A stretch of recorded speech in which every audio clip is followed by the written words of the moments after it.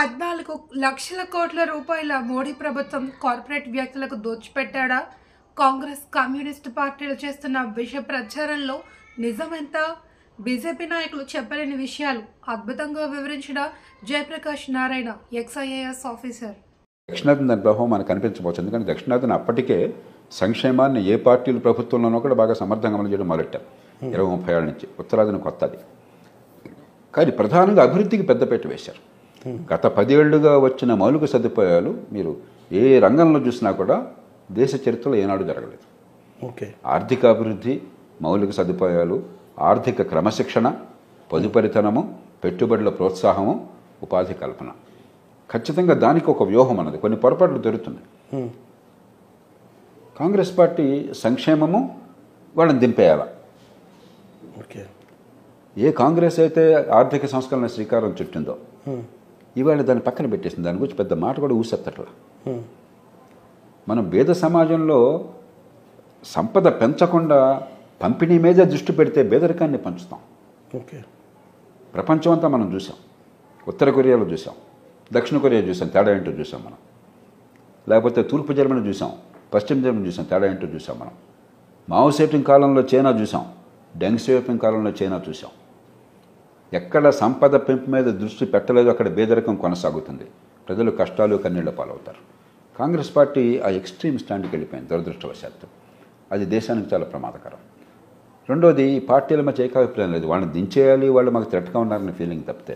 ఆ కారణంగా బహుశా మొగ్గు అధికార పక్షానికి ఉండొచ్చు, కానీ ఏకపక్షంగా ఎన్నికలు ఉంటాయని నేను ఎప్పుడు అనుకోవట్లేదు. భారతదేశంలో ఏనాడు ఏ పార్టీకి 50% ఓట్లు రాలా ఇంతవరకు. సార్, ఇప్పుడు ఇక్కడ మళ్ళీ జగన్ని మనం గుర్తు చేసుకుంటే ఒక పక్కేమో భారతీయ జనతా పార్టీ 14 లక్షల కోట్ల రూపాయలని పెట్టుబడిదారులకు మాఫ్ చేసింది. అబద్ధం. ఆ ప్రచారం అబద్ధం.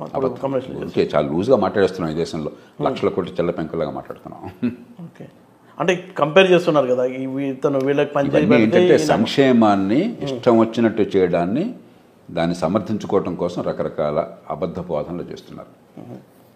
బ్యాంకులు డబ్బు ప్రభుత్వం డబ్బు కాదు, ముందు మనం గుర్తించాలి. ఎన్డీఏ ప్రభుత్వం వచ్చాక బ్యాంకులు ఖాళీలా పడ్డ బ్యాంకుల్ని బాగు చేశారు. ఓకే, ఇప్పుడు అదేంటి ఆనాడు ఎన్డీఏ ప్రభుత్వం వచ్చిన కాలం నాడు 12.5% నాన్ పర్ఫార్మింగ్ అసెట్స్, అంటే ఇచ్చిన డబ్బులు తిరిగి రావటంలా. 12.5% అంటే సంక్షోభంలో ఉన్నాయి బ్యాంకులు. ప్రభుత్వ రంగ బ్యాంకులన్నీ నష్టాల్లో ఉన్నాయి. ఓకే, ఈవేళ 2.5, 3, 4కి తగ్గించారు. ఈ బ్యాంకులకి తిరిగి రాని డబ్బు ఉంది, ఎగవేసిన డబ్బు 8%, 9% తగ్గింది. అంటే బ్యాంకుల్ని పటిష్టపరిచారు. ఒక 6 లక్షల కోట్ల రూపాయలు బ్యాంకులకు అదనంగా ఇచ్చి బ్యాంకుల ఆర్థిక పరిస్థితి మరింత బాగు చేశారు. బ్యాంకులు ఇప్పుడు లేనంత ఆరోగ్యంగా ఉన్నాయి. కాబట్టి ప్రభుత్వం నుంచి డబ్బులు ఎవరికి పోలా, అబద్ధం.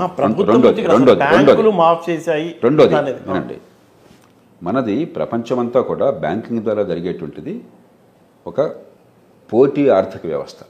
ఓకే, మీరు వ్యాపారం చేస్తున్నారు, నేను వ్యాపారం చేస్తున్నాను, వ్యాపారం చేస్తున్నాడు. నేను దుర్బుద్ధితో డబ్బులు దోచుకుంటే పద్ధతి వేరు.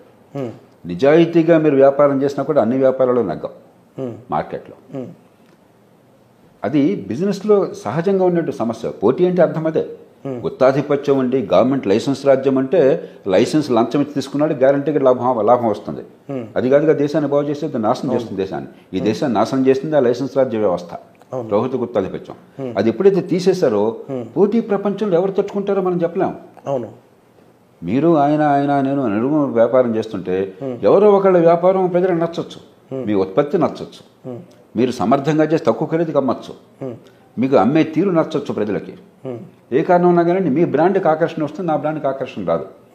నా తప్పేం లేకుండా నేను నష్టపడ్డాను అనుకోండి, దానికే మానవ సమాజం 500 ఏళ్ల క్రితం లిమిటెడ్ లయబిలిటీ కంపెనీని పెట్టింది. 400 ఏళ్ల క్రితం 1600 సంవత్సరాలు